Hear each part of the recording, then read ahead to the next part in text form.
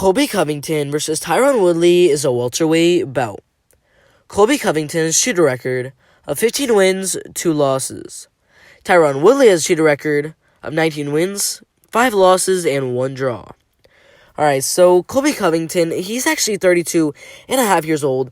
Tyron Woodley, 38 and a half years old. So Colby Covington is definitely going to have the age advantage in this fight. Also, Colby Covington is 5 foot 11 inches tall. Tyron Woodley is 5 foot 9 inches tall, which means there is going to be a height advantage for Colby Covington in this fight. Alright, so Colby Covington started off his career with 5 straight wins, 2 by arm triangle choke, and 3 by unanimous decision, which got him into the UFC, where he ended up getting 2 finishes in a row, one in the first round by KO, and one in the third round by rear naked choke, followed by a unanimous decision win over Mike Pyle. But in his next fight against Warlley Alves, he ended up getting his first ever loss by guillotine choke. After that loss, he came back with a third-round rear naked choke, followed by a third-round ground and pound TKO, and then he ended up getting 5 straight unanimous decision wins over Brian Barberena, Dong-Hyun Kim, Damian Maia, Rafael Dos Anjos, and Robbie Lawler, which ended up getting him a title shot against Kamaru Usman.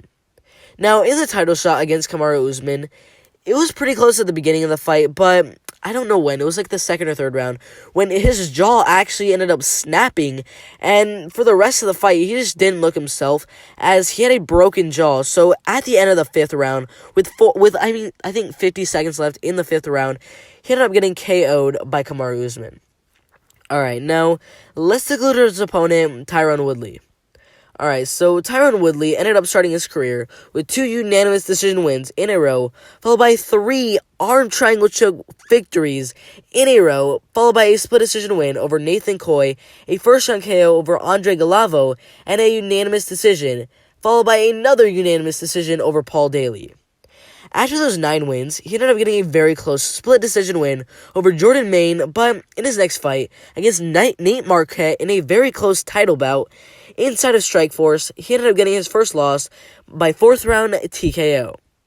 After that first loss, he actually ended up joining the UFC because that was when Strikeforce and the UFC sort of did their little merge, and in his first fight, ended up getting a first-round KO over Jay Harrison, but in his next fight, in a very close bout against Jake Shields, he ended up getting his second loss by split decision. After that loss, he came back with a first-round KO over Josh Koscheck, followed by a second-round TKO over Carlos Condit, but in his next fight against an absolute beast in Rory McDonald, ended up getting his third loss by unanimous decision. After that loss, he came back with a first-round KO over Dong-Hyun Kim and a very close split decision over the undefeated at the time Kelvin Gastelum, and in his next fight, ended up getting a title shot against Robbie Lawler, which he ended up beating by first-round KO. After that win, he actually ended up fighting Stephen Thompson, who he ended up getting a draw against, which was very odd. But after that draw, he had an immediate rematch with Stephen Thompson, which he then ended up winning by decision. After that first defense, he ended up getting another defense against Damian Maia, who he beat by unanimous decision, and then a second-round Darce choke submission over Darren Till. After those 3 title defenses in a row, he ended up fighting Kamaru Usman, who just absolutely dominated him for 5 straight rounds, as Kamaru Usman ended up getting the win by unanimous decision. After that loss, he actually ended up fighting Gilbert Burns in a main event spot at a UFC fight night, but ended up getting dominated. So not as bad as the Kamaru Usman fight, but pretty much just like the Kamaru Usman fight, and ended up losing that fight by unanimous decision. Alright, guys, so, Colby Covington seemed like he was on the rise for a couple of years there, and then he got that title shot against Kamaru Usman.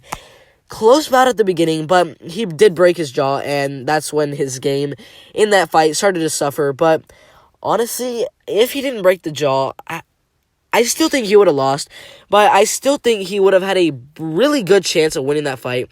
Now, Tyron Woodley, he's on a 2-fight losing streak against very good fighters, a title holder at this time, and a future title challenger in Gilbert Burns.